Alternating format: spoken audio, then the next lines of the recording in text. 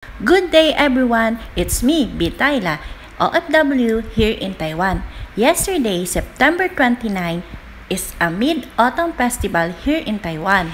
It is also called as Moon Festival, which is celebrated on the 15th day of 8th lunar month and observant of the bountiful autumn harvest.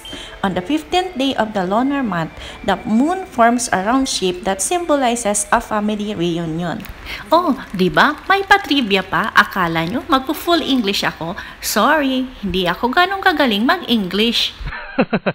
At dahil holiday nga at wala pa kaming pasok, ay eto at babiyahin na naman ako papuntang Kaohsiung. So eto, sakay naman ako ng motorsiklo ng aking kaibigan. Dito pala guys sa Taiwan, kapag Moon Day ay nagbabarbecue sila. Kaya eto, naimbitehan na naman kami ng aming mga kaibigang Tsekwa. Kaya eto nga, sino ba naman ang tatanggi? Eto lang naman ang kanilang mga iniihaw-ihaw. At syempre, hindi lang naman na pagkain ang aming dinadayo dito, kundi yung banding namin dito sa mga Taiwanese na naging kaibigan na rin namin.